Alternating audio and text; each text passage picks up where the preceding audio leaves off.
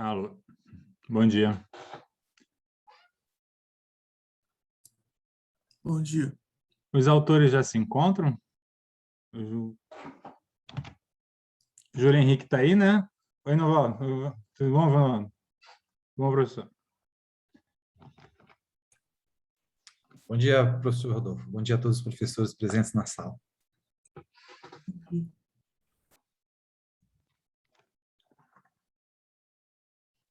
O primeiro trabalho a ser apresentado vai ser da Michelle e do Marco, certo?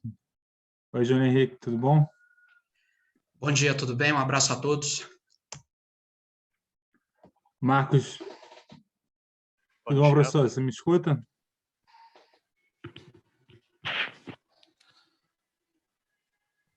O senhor que vai apresentar, professor Marcos? Sim, sou eu. Tá. Acredito que já está disponível a compartilhamento de tela. Sim. Primeiro trabalho a ser apresentado estrutura de propriedade como fator de contribuição à longevidade da empresa. Perfeito. Bem, 11h20, bom dia a todos. Meu nome é Rodolfo Rocha, sou professor do curso de Contabilidade na Universidade Federal Rural do Rio de Janeiro. Vou ser o mediador da sessão, dessa nossa sessão agora. O professor Marcos já está compartilhando aí a apresentação. Vamos fazer 15 minutos de apresentação, depois mais 15 para os meus comentários e o debate da plateia. Eu prefiro abrir primeiro para vocês comentar os trabalhos, para depois eu vir com as minhas contribuições, pode ser? E aí vamos tentar administrar o tempo, 15 minutos de apresentação, para a gente poder também ter mais 15 minutos de debate e contribuições, tá bom? Professor Marcos, fica à vontade. Para 15 minutos para o senhor apresentar. Então, bom dia a todos. É uma alegria estar aqui no Congresso USP apresentando a nossa pesquisa. Então, esse trabalho foi fruto aí da dissertação de mestrado da aluna da Michelle Silva, que eu fui orientador. É um trabalho até que a gente tem aí um egresso aí da USP, professor Alan Diógenes, que faleceu aí há uns 2 anos atrás. Ele foi o primeiro orientador da Michelle e trouxe todo esse tema para ela debater. Então, eu queria até fazer essa lembrança que ele que trouxe para a Michelle essa discussão. Infelizmente, ele se foi aí há uns 2 anos atrás. Então, a gente fez aí o estudo aí sobre estrutura de propriedade, né, como fator de contribuição à longevidade aí das empresas. Então, a nossa preocupação era verificar aí a relação entre a estrutura de propriedade e a longevidade das empresas de capital aberto, verificando aí como que se dá essa relação e como que essa propensão aí à longevidade nessas organizações nessa perspectiva de distribuição acionária, controle das empresas, como tudo isso pode influenciar todos os aspectos aí de longevidade, né? Como que a gente pode procurar e buscar aí que as empresas tenham aí um bom tempo de vida normal. Então, no referencial teórico, nós trabalhamos toda a perspectiva de governança corporativa, como que ela pode auxiliar as empresas nessa busca e nesse processo, né, com todos os seus mecanismos. A estrutura de propriedade, que a teoria nos traz aí os elementos necessários e importantes a serem observados pelas empresas e que facilitam e que auxiliam nesse processo da busca da longevidade. A perspectiva de longevidade empresarial, como que isso tem sido tratado na literatura, quais elementos traz para nós, e estudos anteriores que trataram do tema, trataram do assunto, e que a gente pode depois confrontar nos nossos achados. E aí, dentro dos procedimentos metodológicos, então, foi uma pesquisa aí descritiva, documental. Nós analisamos aí os números, as informações das empresas da B3, pelo período aí de 2010 a 2018, utilizando aí, para poder mensurar esses aspectos todos, o índice criado de Altman Z-Score, né, aí com a fórmula proposta, e através daí de uma regressão linear múltipla com dados em painel, para poder verificar todo esse processo. E dentro de tudo isso, a gente consegue tirar algumas diferenciações, principalmente para o mercado brasileiro, de ações, ter algumas particularidades, né? Então, como nós temos aí muitas empresas com controle estatal, né? E aí com isso remete a uma concentração maior de propriedade, de controle. Então a gente tem menor propensão aí à falência, né? E o risco maior e a possibilidade de ser uma empresa considerada longeva, né? Então é uma característica muito presente na nossa bolsa, esse grande número de empresas estatais, né? De controle estatal. Então, isso traz uma característica bem marcante que a literatura já vem corroborando essas empresas nessa perspectiva. Por outro lado, nós temos aí as instituições financeiras, né, onde tem uma concentração acionária mais pulverizada, né, e aí traz aí o risco maior aí de falência e tende a não ser tão longeva, né, e apesar de terem aí um período de existência aí menor aí no mercado, né? Então a gente tem aí os principais players do setor financeiro já há algum tempo no mercado, mas a gente tem sempre ali players novos ou menores e numa quantidade maior aí que pelos cálculos trazem esse risco maior aí nesse processo das empresas não serem tão aí, ter uma longevidade tão grande.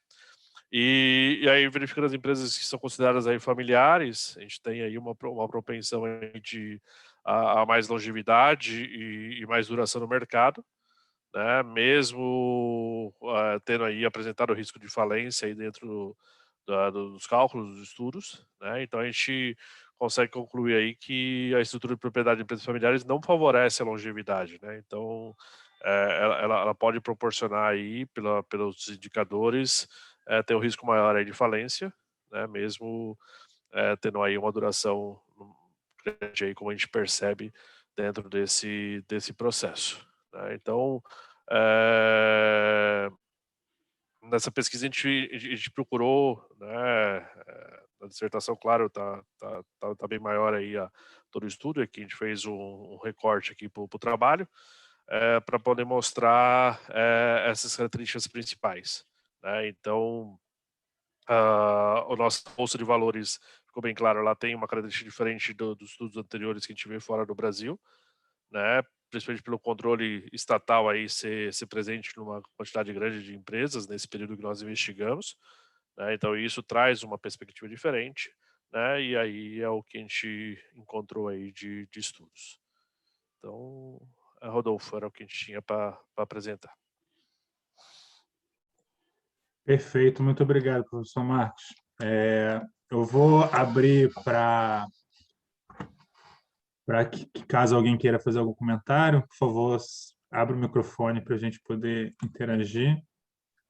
Se alguém quiser fazer algum comentário, fica à vontade. Aproveitar que a gente tem bastante tempo ainda com esse primeiro trabalho.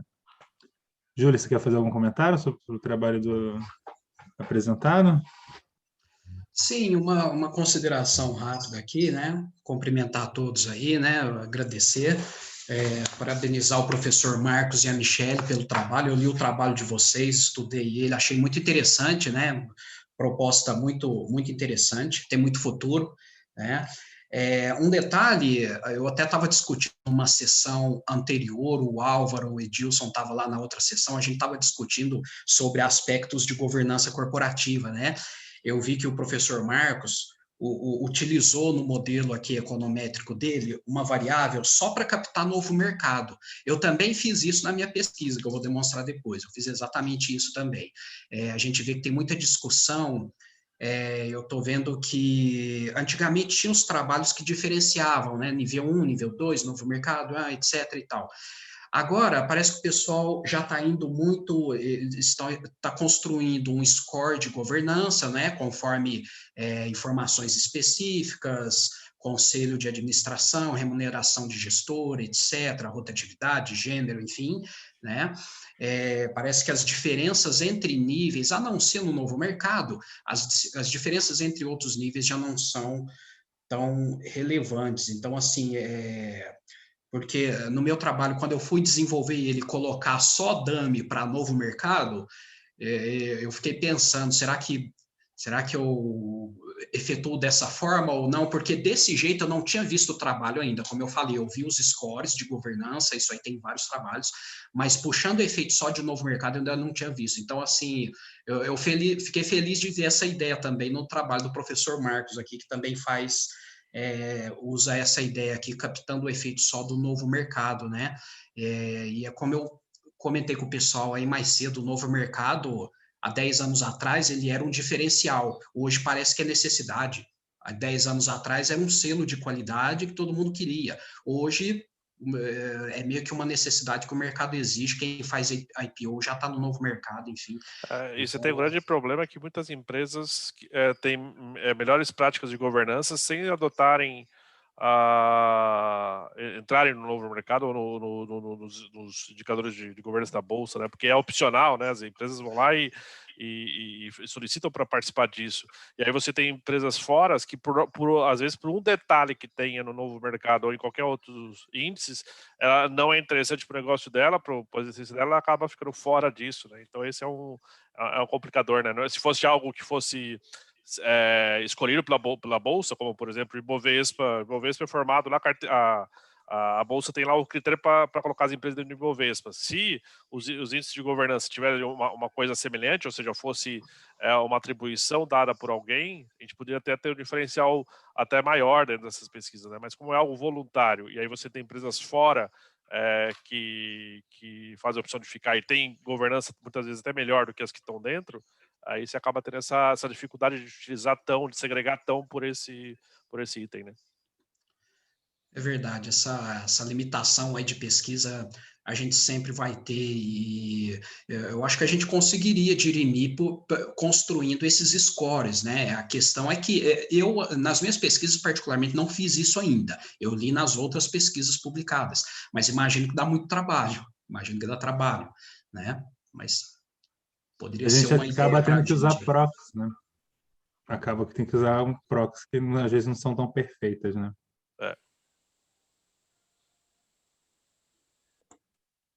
Você quer continuar, Júlio? Você já... É só isso mesmo, professor. Foi só um comentário. Eu compartilhei foi um achado interessante aqui que eu estava nessa dúvida de colocar ou não. Efetuei isso na minha pesquisa e vi que eles fizeram também, né? Perfeito. Mais alguém quer fazer algum comentário? Alguma pergunta para o professor Marcos sobre o trabalho? Bem, então eu vou fazer minhas considerações, tá? Alguns comentários que eu anotei aqui em relação ao trabalho da Michelle e do Marcos, do professor Marcos. Primeiramente, parabéns pelo trabalho. Ele realmente traz, acho que, resultados bem consideráveis, bem significativos para a contribuição para a pesquisa, né? E lendo o trabalho, acho que já dá para ter uma ideia de que ele é fruto de um trabalho maior, né? Que aí, no caso, você falou que é fruto da própria dissertação. Eu vou tentar elencar aqui alguns comentários que eu fiz. Eu acho que mais para critério de contribuir para a continuação da pesquisa, né? No caso, pensando numa publicação definitiva, né? Para um periódico, né? Como você falaram que ele é fruto de uma dissertação, ele fica um pouco claro isso no artigo, eu acho que por conta da construção do texto, que me parece mais uma construção de uma dissertação do que de um próprio artigo para publicação, né? Porque quando vocês vão falar do Z-score ali no referencial teórico, vocês entram muito em detalhe, que eu acho que talvez pode ser um pouco enxuto, mais enxuto do que essa discussão que vocês apresentam sobre as métricas na revisão de literatura. Quando vocês entram no capítulo... Eu já estou pulando algumas coisas, tá? Mas acho que 232. é o 232. 2.3.2. Vocês apresentam a métrica, mostram como que o Z-score foi construído. Eu acho que para o trabalho, para o artigo, sim, para o artigo trabalho definitivo, para uma publicação em periódico, acho que ele não tem tanta necessidade. Para a dissertação, acho que sim, ela é importante ali, né? Para um trabalho de monografia de defesa de dissertação, mas para o trabalho definitivo de uma publicação no periódico, eu acho que não tem tanta necessidade de vocês aprofundarem sobre como que o Altman fez, desenvolveu o Z-score, né? Eu acho que ele pode estar na metodologia, o que foi feito, né? Como que foi, o que foi utilizado, mas essa quantidade de detalhamento sobre os Z-score, acho que talvez fique um pouco irrelevante. Não digo que não seja irrelevante, mas fica muita coisa para um trabalho, um artigo científico de periódico, né? Então, sugiro que vocês revisam, deem uma revisada nisso para deixar um pouco mais enxuto. Claro. Mas um outro comentário que eu tenho em relação à construção da introdução e do referencial, que eu achei que vocês deram muito foco para a estrutura estatal. Vocês comentam, entram em relação como que é a questão das empresas estatais e eu não vejo essa discussão em cima das outras estruturas de propriedade. Então, acho que poder resgatar essas outras estruturas de propriedade no referencial, como vocês fazem com as estruturas de propriedade de empresas estatais, seria interessante, né? O que mais que eu anotei aqui em relação a... É que essa sugestão de eliminar, aliás, a métrica, aí nos abre espaço para discutir mais essa outra parte também, que na dissertação a gente tem lá esse material. Mas aí imagino que sim. a gente fica aqui com limitação de páginas, a gente acaba... As escolhas Sim. nem sempre são as melhores, né? Sim. A gente... eu digo por questões de ler, eu como leitor, né, o que eu senti falta e o que eu achei que poderia... Pensando, claro, numa publicação e o que um avaliador poderia trazer de pontos, né? Claro. O que mais que eu trouxe aqui de comentário? Uma coisa que eu achei que eu senti um pouco de falta também no referencial, diferente da introdução, porque a introdução vocês trazem alguns trabalhos mais atuais para a discussão e eu senti um pouco de falta de uns trabalhos, pelo menos nos últimos 5 anos, na discussão, na construção do referencial teórico, né? É uma outra coisa que eu falo isso porque eu já sofri críticas sobre isso nos meus trabalhos, né? Então eu sempre tento imaginar que isso pode ser um ponto que vai ser levantado para uma publicação definitiva. Em relação à metodologia, deixa eu ir lá para a metodologia, porque eu acho que deu para esgotar o que eu tinha para comentar em relação à introdução e referencial. Eu estou olhando uma outra tela aqui, tá, gente? Então, vocês me desculpem se eu... Calma aí, só um minuto. Se o home office continuar mais uns 3 anos, a gente vai ter umas 20 telas para ficar olhando, né? Né? Que é tanta coisa a mais que a gente quer colocar daqui a pouco.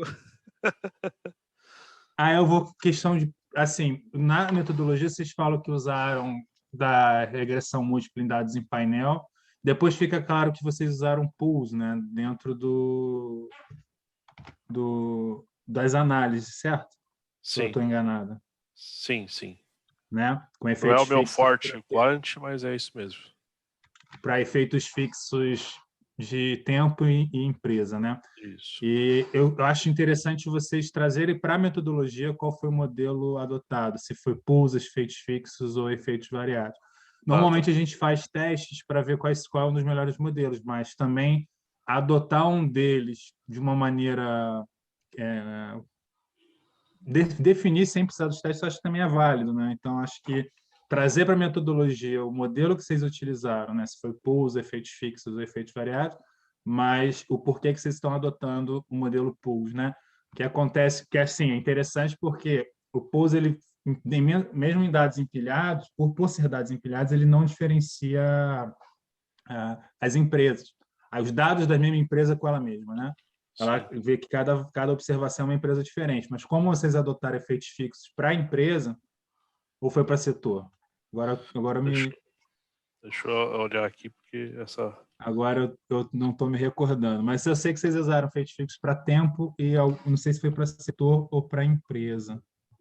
Mas eu acho interessante vocês trazerem essa discussão para a metodologia, falar qual modelo que foi utilizado, né? E por que vocês adotaram pools, né? Normalmente a gente faz testes para ver qual modelo melhor se encaixa para as estimativas, né? Melhor. A gente fez os testes para definir qual que era que deveria ser utilizado, mas aqui realmente Então, não. se vocês fizeram, traz isso na metodologia, que isso vai enriquecer o trabalho. Sim, tá? Já anotei. Deixa eu ver o que mais que eu poderia fazer. Eu notei aqui, né? Por que foi pools, né? Então, se vocês fizeram esses testes, traz eles para a metodologia que...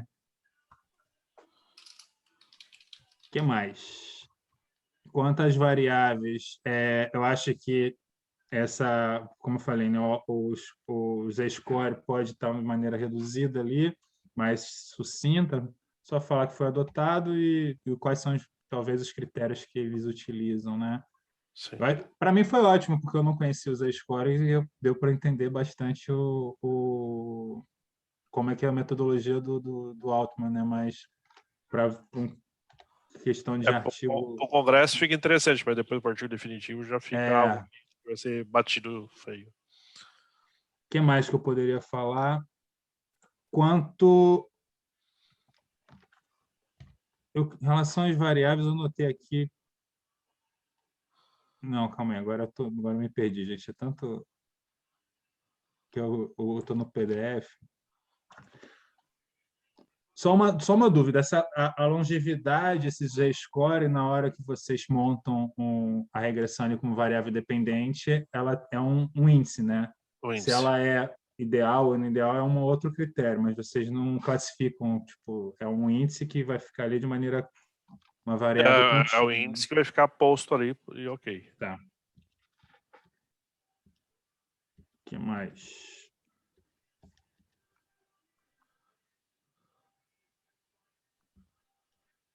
Acho que com relação aos resultados, não tem o que vocês...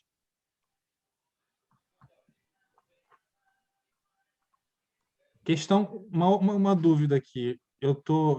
Agora não sei se eu deixei passar ou se eu deixei de...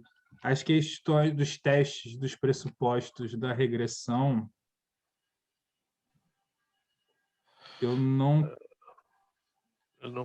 colocamos aqui a tabela, mas... Mas tem no trabalho de dissertação. A outra coisa que eu acho interessante vocês trazerem para o trabalho definitivo, né? Os testes dos pressupostos. Tá? Normalidade, heterossedasticidade e afins, né? Porque, realmente, eu não anotei aqui, eu tinha a impressão de não ter visto mesmo. Mas é um outro ponto. Em relação aos resultados, não tenho que... Os resultados muito legais, muito bacanas, principalmente a questão da longevidade das empresas estatais que vocês apresentam e discutem aqui de maneira profunda, né? Mas em relação aos pressupostos do modelo, eu acho interessante vocês apresentarem no trabalho para uma publicação definitiva. Tá bom, professor Marcos? Ok. No mais, parabéns para a sua aluna, para vocês. Obrigado. O trabalho está muito legal, bem construído e o modelo é bem complexo, bem interessante de entender. Mais alguém quer fazer algum comentário? Acho que a gente ainda tem alguns minutinhos, né? A gente começou. Se vocês estiverem satisfeitos, acho que a gente pode dar início para o trabalho seguinte do Júlio e do professor Fernando. Júlio, se você puder compartilhar a sua tela com a gente. Certo, vou compartilhar.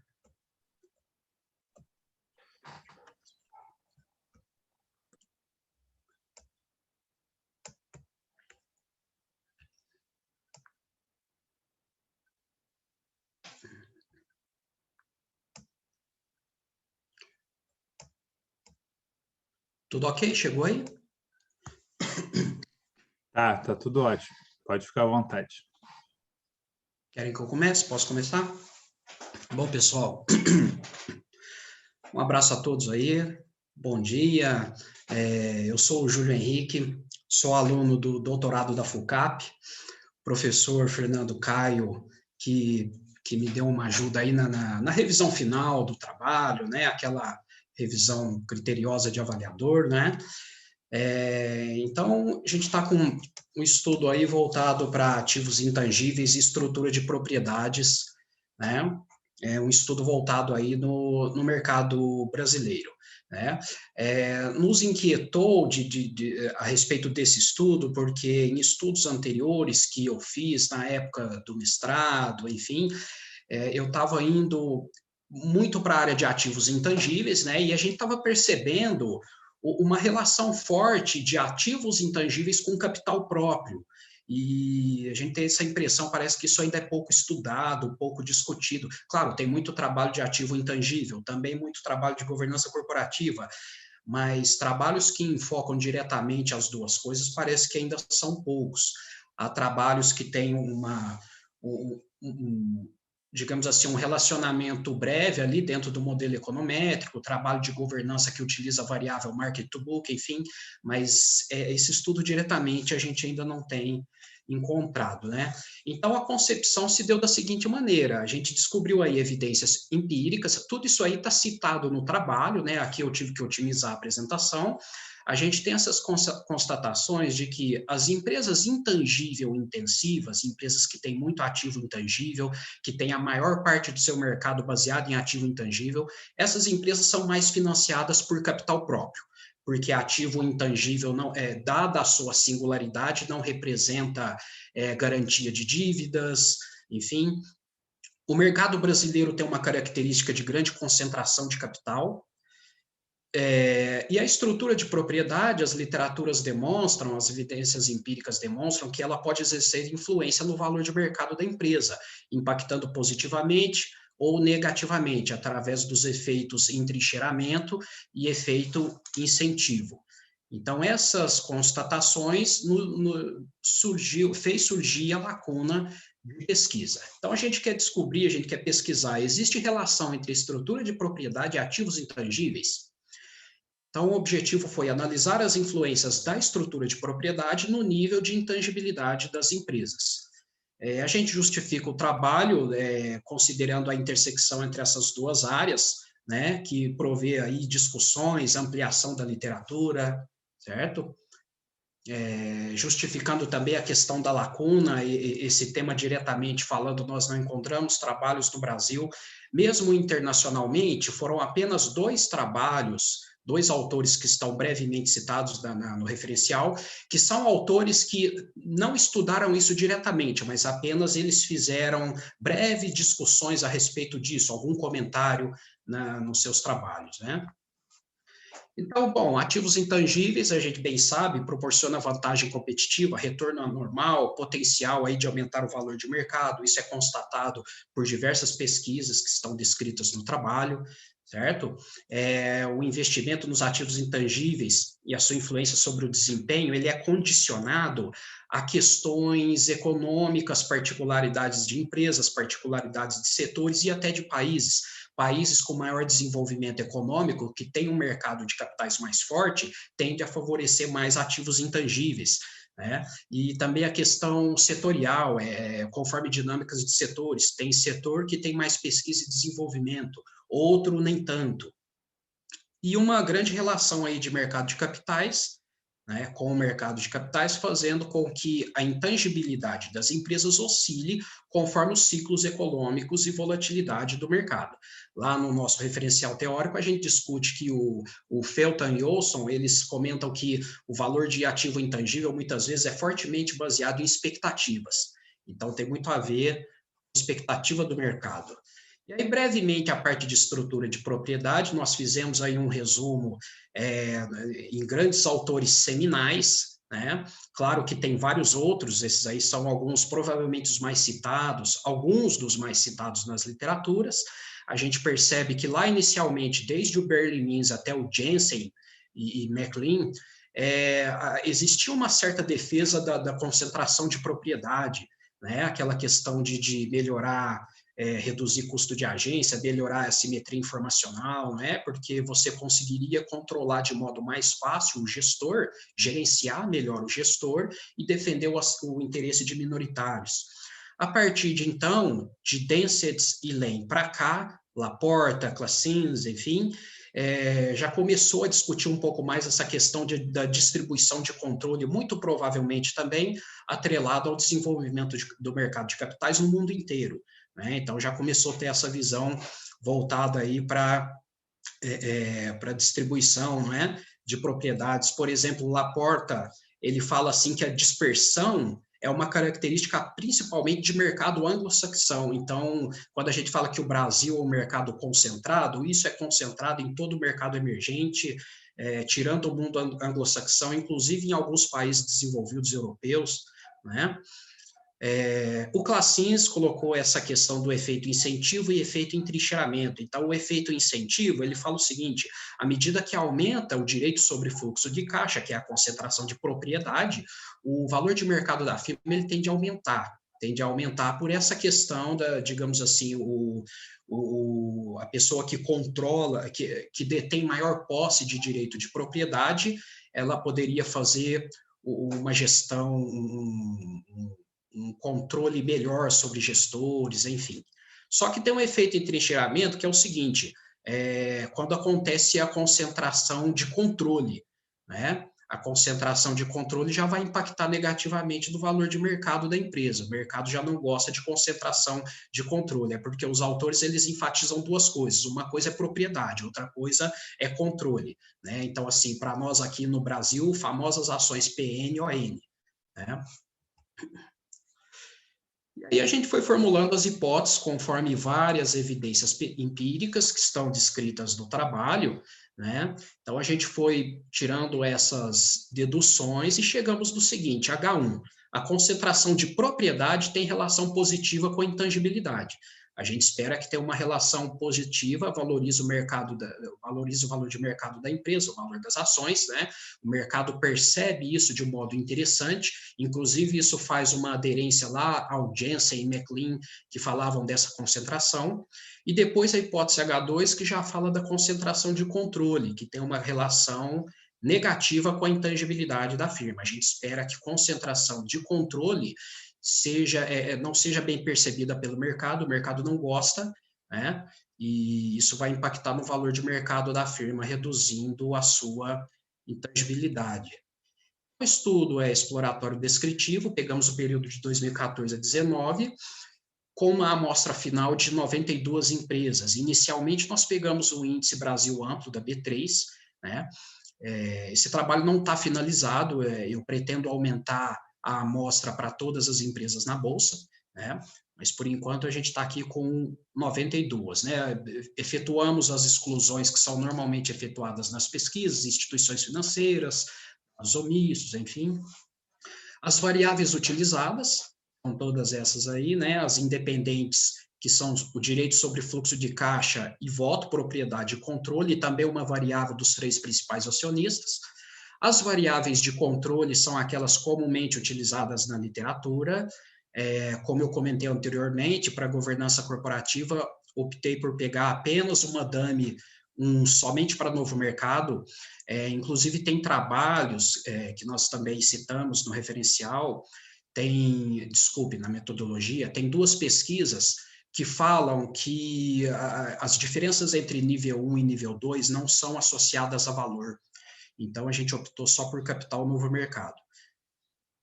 Fizemos a estatística descritiva, os testes aí de validação dos pressupostos, né, inclusive Kruskal-Wallis, devido a um valor ligeiramente superior ao limite no Kolmogorov-Smirnov, e passamos para a regressão. Tá aqui os resultados, né, a gente observa a estatística descritiva. O índice de intangibilidade, a gente percebe que ele tem, no período todo, uma média aí de 1,98, nesse período todo. Eu até enfatizei no trabalho que essa média está muito longe de mercados desenvolvidos. Por exemplo, o Levy faz uma famosa avaliação no mercado americano, lá em meados dos anos 2000, ele falou que lá esse indicador aqui é perto de 6, né? Mercados desenvolvidos tem o mercado de capitais mais forte, e a gente percebe aqui aquela questão de que a intangibilidade ela está atrelada a ciclos econômicos e crashes no mercado. Por exemplo, a gente vê aqui, constata um decréscimo em 2015 e 2016, para depois uma recuperação, né? E percebe também o alto desvio padrão. Então, dito isso, a gente vê aí 3 características da intangibilidade das empresas. Ela oscila conforme a volatilidade do mercado, né? Ela é altamente oscilante por causa disso.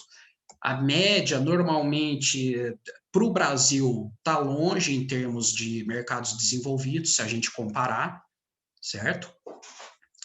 E aqui a questão de propriedade e controle, a gente observa aqui o seguinte, eu separei aqui os quartis, né, conforme os percentuais de participação. A gente vê aqui que é muito parecido a quantidade de empresas em cada quartil, tanto na propriedade quanto controle, né? Isso aí, inclusive, bate com outras pesquisas, várias pesquisas que falam que o mercado brasileiro é concentrado, a pulverização é muito baixa.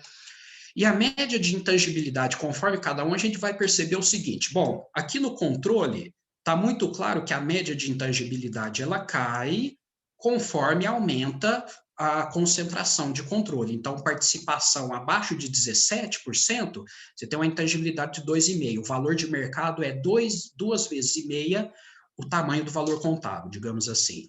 E aí isso vai caindo, até quando o controle é acima de 51,82%, que a gente vê essa média de intangibilidade ali para 1,53. Então, é claro que isso daqui vai caindo conforme aumenta a concentração de controle. Agora, isso é só uma estatística descritiva inicial, não é seguro validar a hipótese só por aqui, por isso que a gente vai depois para os modelos mais robustos.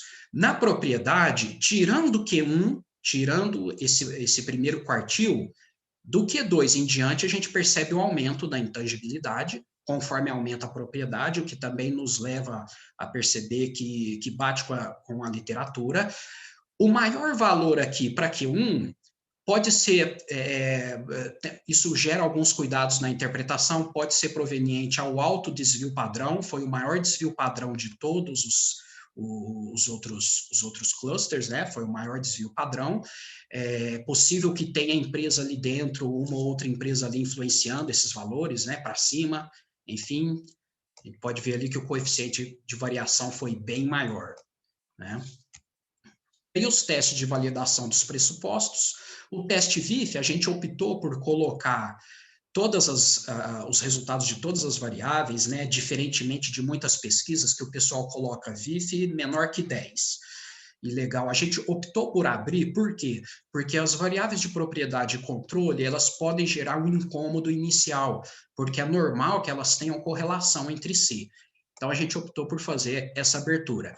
E as literaturas falam o seguinte, né, o Gujarati, ele fala assim que o teste VIF tem que ser menor que 10. Agora, de 5 a 10 é uma colinearidade aceitável. Então, por isso que a gente preferiu abrir para demonstrar, né, que o próprio Conte está lá entre 5 e 10 e não passou de 10. Mas, de qualquer forma, é uma limitação da pesquisa que precisa ser tomado com cuidado essa correlação entre essas duas variáveis. Os outros testes, Durbin-Watson, Brusque-Pagan, Kolmogorov-Smirnov, ficou muito perto do limite, né? Passou um pouquinho. Aí optei por fazer aqui o Kruskal-Wallis, que foi aprovado entre 5% a 10%, que indica que a média entre os clusters é relevantemente diferente. E aí o resultado da regressão. O resultado da regressão nos leva a validar a hipótese 1 e 2, a gente percebe que a variável prop tem coeficiente positivo, com p-value abaixo de 0,05, com significância estatística. O mesmo ocorre com a variável Conte, coeficiente negativo, com significância estatística. Então, a gente vê que prop impacta positivamente na intangibilidade e Conte impacta negativamente na intangibilidade. Outras variáveis que foram relevantes foram o endividamento e a rentabilidade, com significância estatística, também confirmando as literaturas, né, empresas com alta participação de ativo intangível têm menor endividamento, coeficiente negativo, e o ROE, a rentabilidade aí com coeficiente positivo, as empresas de alto ativos intangíveis normalmente são atreladas a retornos anormais, resultados maiores e consistentes. As outras variáveis não apresentaram significância estatística. A gente percebe o seguinte, pela variável própria. A gente tem uma relação positiva com a intangibilidade, então Quanto maior a concentração de direitos sobre o fluxo de caixa, melhor a avaliação do mercado sobre a empresa, pela possibilidade de reduzir o problema de agência. Esse benefício de concentração de propriedade, ele é valorizado aí pelos investidores, né, que reflete no preço das ações. Então, esses efeitos positivos da concentração de propriedade sobre o valor, que eram relatados aí por Jensen, Denseth, Claessens, eles também ocorrem com o nível de intangibilidade. Em relação à concentração de controle, a variável CONT, a gente vê que tem uma relação negativa com a intangibilidade.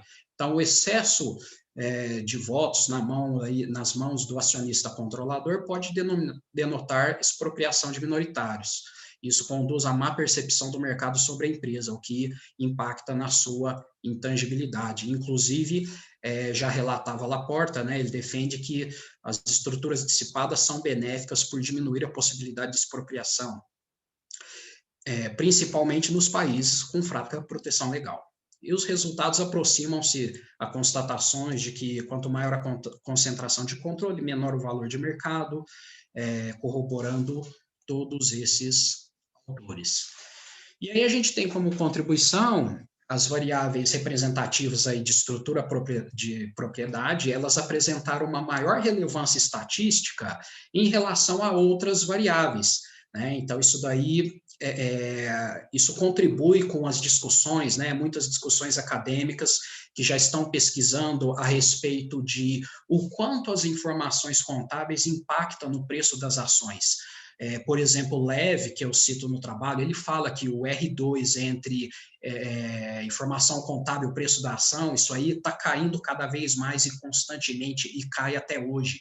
Então, a gente vê que o mercado está em busca de novas informações que não apenas informações contábeis. Então, acho que isso daqui é um achado relevante até para pesquisas futuras, né? Foi algo interessante, que a princípio eu fiquei curioso, até não esperava, justamente as variáveis de propriedade e controle tiveram mais relevância do que as variáveis contábeis em si, as variáveis de controle.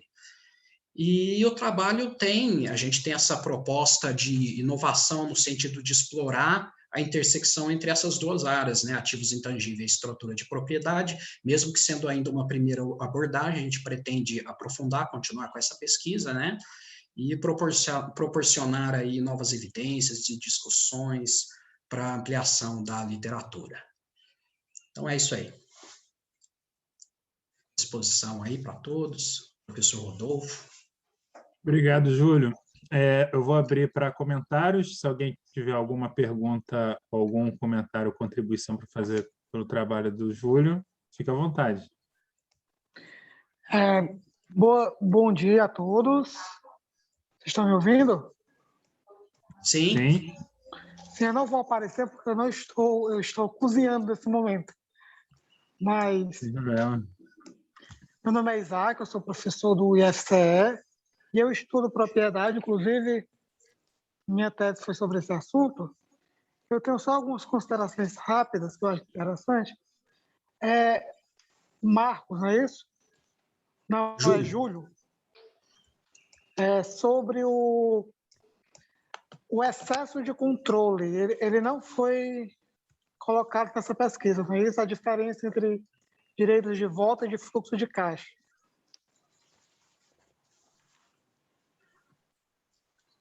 Como assim, professor? Não entendi. É porque quando a gente trata de o efeito entrincheiramento do controlador ou expropriação, a principal métrica de propriedade que valida esse efeito seria o excesso de controle, seria a diferença ou a razão entre os direitos de voto e os direitos de fluxo de caixa do acionista controlador. Vocês não colocaram essa pesquisa, não foi isso? Entendi, não, dessa forma não. A gente pegou simplesmente, digamos assim, à medida que sobe a participação de controle, o impacto na intangibilidade, à medida que sobe a participação da propriedade, o impacto na intangibilidade. É interessante colocar o excesso de controle, porque somente o controle em si, ele tem aquela questão, quando eu aumento a minha propriedade, eu aumento o meu controle, eu não estou tendo benefícios do controle.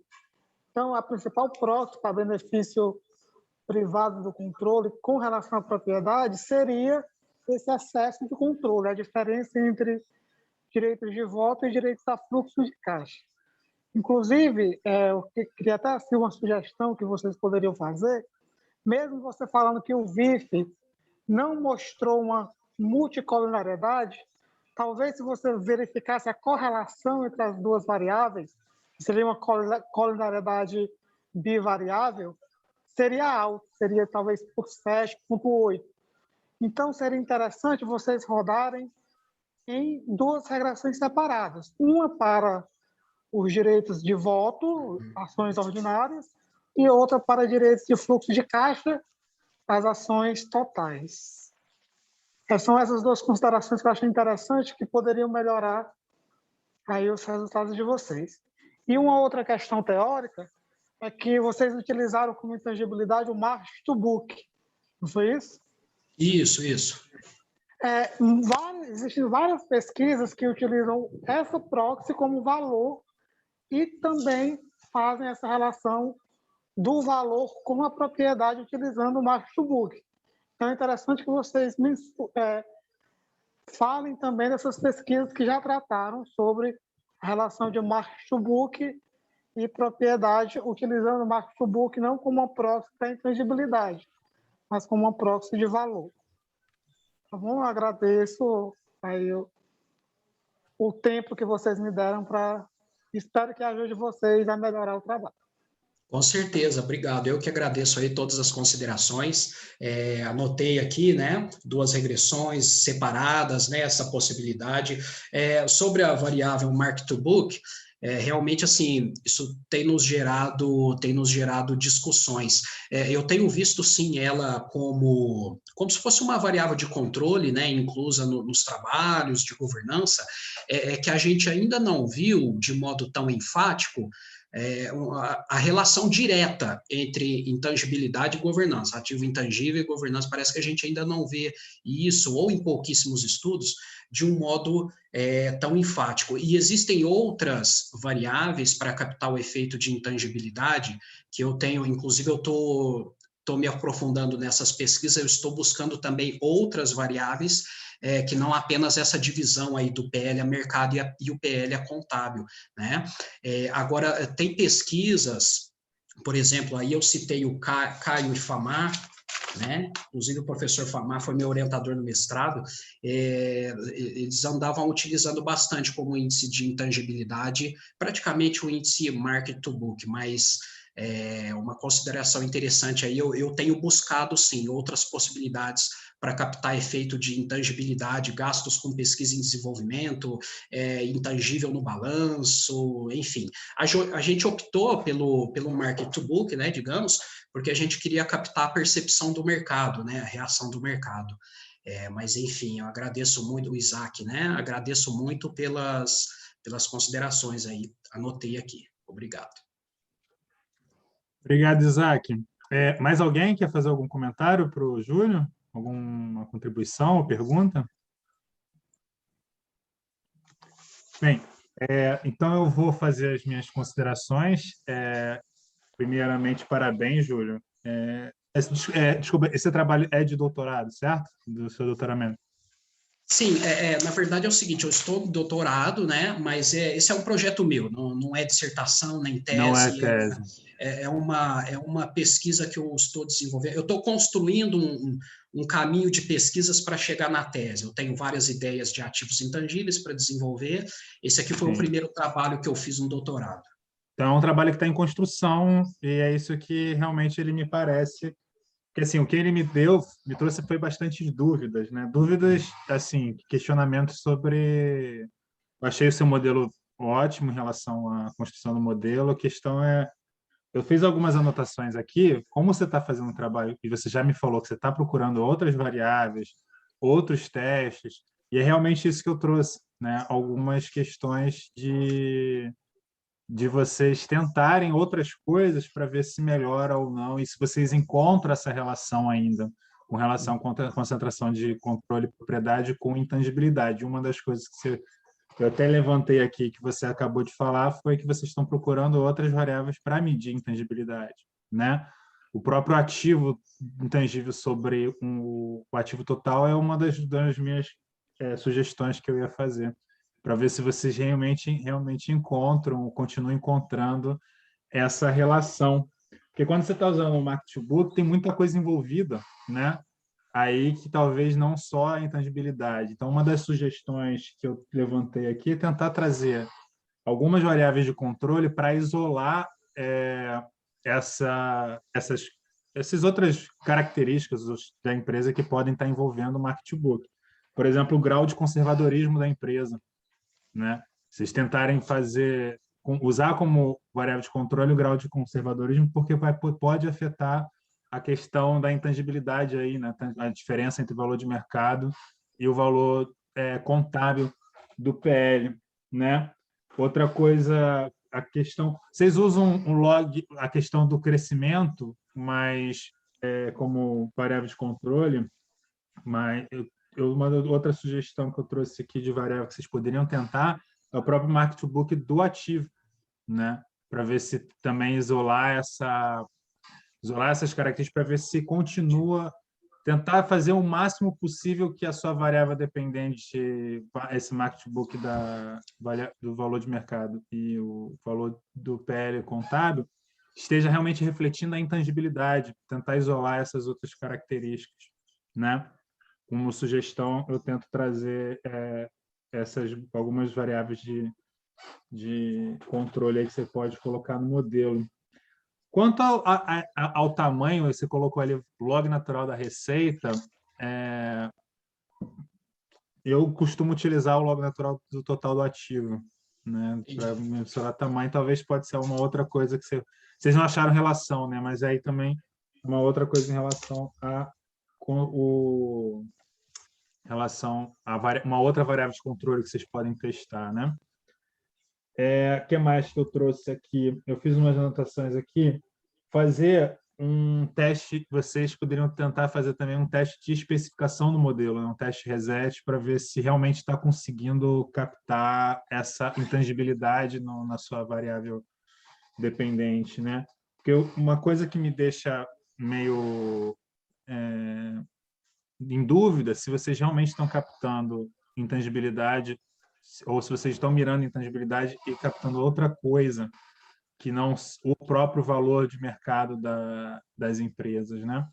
Mas tentar, acho que trazer essas variáveis de controle para realmente esse Mark2Book reflita mesmo a intangibilidade.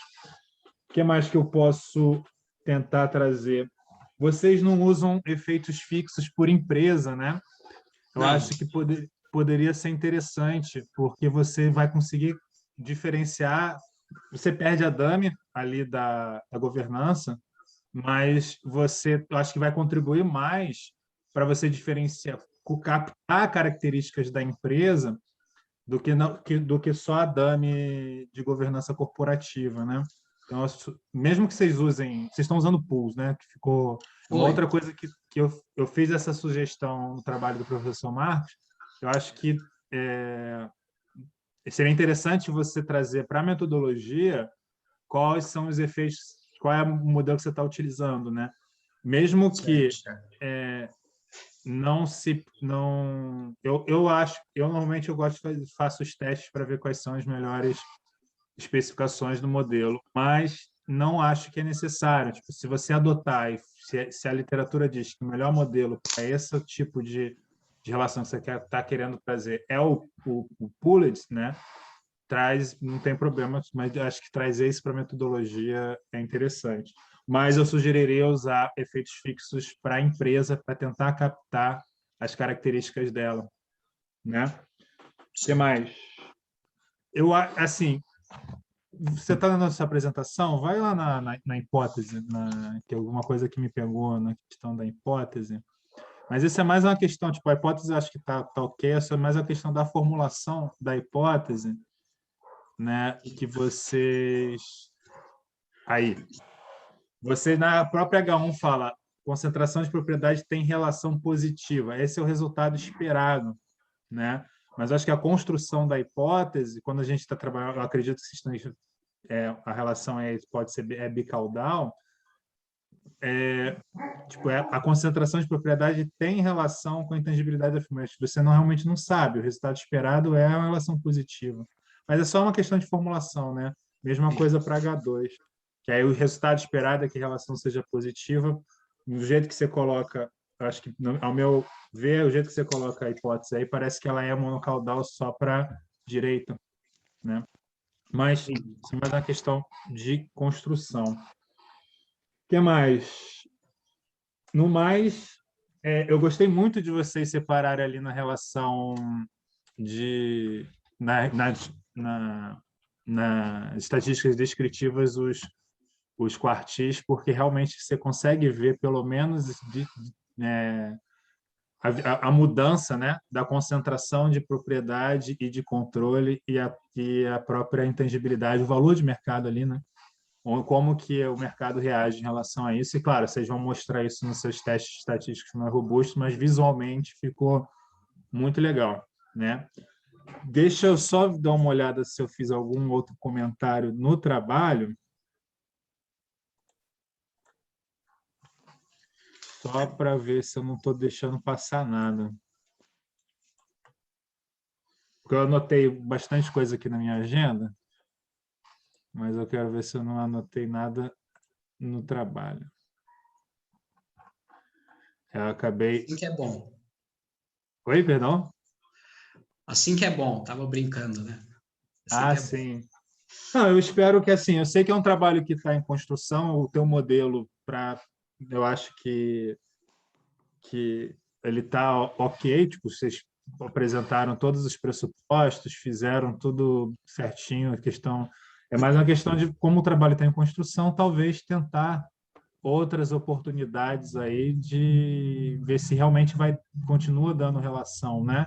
Usar a questão de outras variáveis para medir intangibilidade, e se continuar dando relação, é um sinal que vocês estão no caminho certo, né? E assim, a questão do teste reset para a especificação do modelo, eu acredito que seja uma coisa que qualquer outra revista para publicação vá pedir para ver realmente se a especificação do modelo está pegando o que vocês realmente querem mensurar. No mais, parabéns, o trabalho, e assim, questão de leitura, o trabalho está muito bem escrito, está muito fluido, diria que é uma leitura gostosa de se fazer, né? A leitura fluida, né? Vai embora e a construção dele está bem legal. Se alguém tiver mais alguma consideração e se você tiver alguma pergunta, Júlio, fica à vontade. Espero poder ter podido contribuir. Eu queria dar parabéns ao Júlio aí pelo trabalho também, é bem interessante toda a dinâmica que foi feita. Já que é uma pesquisa que você está desenvolvendo aí sobre o assunto e tal, um ponto que eu te coloco aí de sugestão para outras e tudo mais, é começar a olhar, porque principalmente aqui no Brasil a gente tem muitas empresas de propriedade familiar, começar a olhar aí os aspectos comportamentais e sociais dessa estrutura de poder, principalmente quando você tem aí as empresas familiares. Eu tenho muitas pesquisas hoje trazer essa perspectiva, que isso traz um diferencial muito grande na questão da governança. A sua pesquisa aqui, você chega ali na teoria da agência e foca na parte econômica dela, e na mesma época ali do Jensen, um pouquinho antes ali, o Rosa e tal, tem outros autores que começam a discutir a questão dos aspectos sociais da governança, e isso, quando você pega aí uma amostra como a nossa, que tem muita empresa familiar, isso faz uma diferença muito grande em toda essa estrutura e todas as decisões de governança. Então, coloca essa pulguinha aí para as próximas pesquisas, que vai trazer achados bem interessantes aí. Com certeza, Marcos, obrigado. Bem observado, obrigado. E interessante, eu até coloquei nas no final do meu trabalho, lá na parte de sugestões, enfim, eu até coloquei de estudar, de abrir a estrutura de propriedade conforme, né, os tipos de controle, estatal, privado, familiar e tal. E aí, quando eu vi na programação que a gente cairia, né, na mesma sessão, eu até vi a ligação dos dois trabalhos, né, que foi o que vocês fizeram também, que achei muito interessante, né. Uma hora, de repente, a gente consegue conjugar os dois, né, de repente a gente consegue aí conversar e achar esse meio termo aí para fazer um bom trabalho. Obrigado. Estou à disposição. Perfeito. Alguém mais parabéns quer... você, Rodolfo. Acho que os comentários aí que você fez para os dois trabalhos, todas as colocações e o cuidado em cada item aí foi bem interessante. Isso ajuda bastante nós aí a continuar nessa pesquisa. Acho que esse olhar aí do debatedor, com esse olhar aí de um possível avaliador de um periódico, acho que é isso que a gente espera no debate. Parabéns aí pela sua condução, foi muito boa. Obrigado, professor Marcos. Obrigado mesmo. Eu espero ter contribuído, conseguido contribuir um pouco com o trabalho a construção do trabalho de vocês. Com certeza, agradecer também, né, professor Rodolfo. O olhar de fora é sempre interessante, né, porque quando a gente desenvolve a pesquisa, a gente, por mais que a gente se cerca de cuidados, mas sempre tem, às vezes, ali algum vício, alguma coisa, então é muito bom ver esse olhar de fora aí para nos ajudar, né, então agradecer também aí o professor, anotei aqui todas as considerações aí bem interessantes, no continuar aqui da pesquisa eu vou adotá-las. Agradeço. Perfeito, também. Gente. Que bom, que bom. No mais, se alguém não tiver mais nenhum outro comentário, a gente tem um minutinho aí até 12h20 para a gente poder sair para almoçar. Gente, eu agradeço, parabéns aos trabalhos, os dois são ótimos trabalhos, acho que estão só com algumas considerações ali para a questão de publicação definitiva. Eu sei que, Júlio, que seu trabalho está em construção, mas o que é uma pesquisa que não esteja em construção, né? Eu acho que ele já está num nível que pode se pensar numa publicação já para essa versão, mas nada impede de você continuar construindo e testando outras possibilidades e outras variáveis, né? Eu acho que os dois trabalhos eles estão ótimos para se pensar numa publicação definitiva num periódico. Tá, gente? Parabéns mais uma vez. Muito obrigado a todos, obrigado aos presentes e a sessão encerrada e bom congresso para todos. Obrigado, grande abraço a todos aí. Vamos lá, vamos continuar. Grande abraço. Obrigado, até mais. Até mais, gente. Abraço. Boa tarde.